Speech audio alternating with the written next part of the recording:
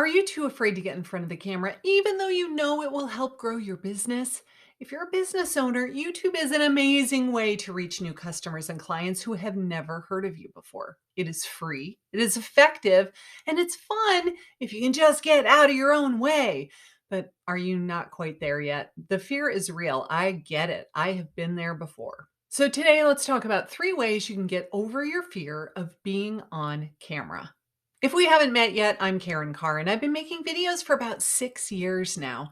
At the beginning, I was so afraid of being judged, afraid of being criticized, afraid of being mocked and ridiculed and trolled in the comments, all of the things. Which brings me to tip number 1. Your desire for success has to be stronger than your fear. If you don't want it bad enough, if you don't want to make a lot of sales, you don't want to make a lot of money and be financially free, take vacations, and maybe even have a business where you can live anywhere in the world and work remotely.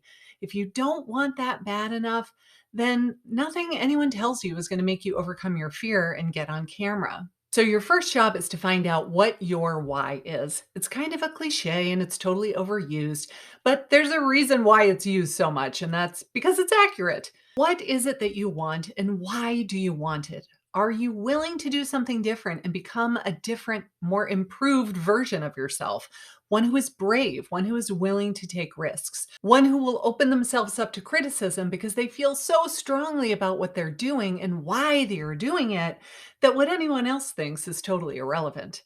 If you're not willing to do that, then thanks for watching. I'll see you later. You may as well go now because nothing else I say is going to change your mind. Oh, you're still here? Good, because you, my friend, have what it takes. You can totally do this. But I will tell you, I used to be very concerned with what other people thought about me. I was bullied in middle school and it was terrible. I would not relive seventh and eighth grade for $10 million. No way, absolutely not. And so as a result, I was very insecure, especially about my looks, and I overcompensated by becoming an overachiever. I got great grades. I was always the teacher's pet. I'm always the person sitting at the front of the room, raising my hand, asking questions, wanting the teacher to acknowledge me and give me a big gold star in the middle of my forehead. But as I dove deep into the world of personal development, I realized that it doesn't matter what anyone else thinks about me. It only matters what I think about me. And these days, I think I'm pretty freaking awesome. Now, that realization did not happen overnight. It happened over a couple of years, to be honest. I have a coach, I journal, I meditate, I listen to affirmations, I listen to podcasts, I read a ton of amazing books that have all helped me enormously. Books on mindset and manifesting and spirituality and confidence and money. I love books about money. By the way, I'm always looking for great book recommendations. So if you have one that you love, please drop it in the comments. We are a community here and we all help each other. No competition here, just collaboration. Oh, and I hear that this book is pretty awesome, by the way. My book is for sale in the National Association of Realtors website. Hello. How cool is that? So, tip number 2 is that you have to decide that it doesn't matter what anyone else thinks. Not your broker, not your colleagues, not your friends, not your mom, your spouse, your kids. Doesn't matter what they think as long as you think that what you are doing is worthwhile.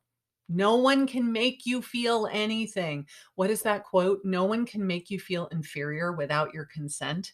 If someone were to comment that I was a total loser business owner, I would laugh my head off because I 100% know that that is not true. Yes, I have a lot of evidence to support that belief because when I look at my bank statement, I know that's not true. But I also believe that it's not true. I believe that I have an amazing business. And because I first believed it, later it manifested into reality. On this channel, I've talked a lot about be do have versus the have do be mentality that most people operate from. I have to have $1 million and then I will do the things that $1 million business owner does. And then I will be happy and financially free. Yay. But that's totally backwards. You have to be the person that makes $1 million in a calendar year and then do the things that a millionaire business owner does. And then you'll have the $1 million. It's a complete mindset shift that most people don't do. And that is why most people don't have what they want. They're waiting for it to materialize before they can believe that it's possible.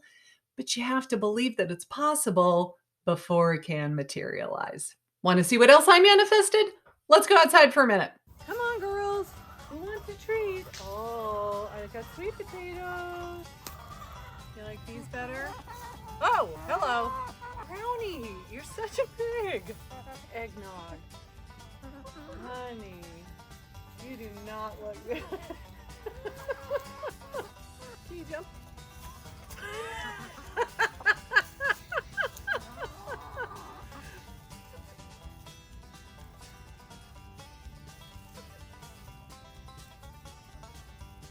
Poor Eggnog. Do you remember last summer the video with my chicken with the neck issue? That's her. Total recovery. Miraculous. Let's talk about haters and trolls for a minute. When you put yourself out there, you open yourself up to criticism. So yes, you are going to get a very few sad souls every now and then who have nothing better to do than criticize someone who has the guts to do what they don't. So are you going to listen to them or are you going to ignore them? Are you going to believe anything negative that they say about you? Or are you going to be confident enough in yourself and in your abilities that they can say whatever they want and it really doesn't matter? If you've been following me for a while, you know that I let my hair go gray in 2020. I did this very publicly on this channel. And I thought for sure I was going to get a ton of awful messages telling me that I looked old and washed out. And I just didn't let it stop me because my desire to be my true self and let my hair do what it wants to do and be healthy and stop spending so much time at the salon and so much money coloring my hair and have people just accept me for who I am without having to pretend to be someone I'm not. That desire was so much stronger than any worry about somebody telling me that they didn't like my hair that I just did it anyway. And you know how many nasty comments I got? I can think of one person who made a snarky comment and was like, "You really need to touch up your roots before you make a video."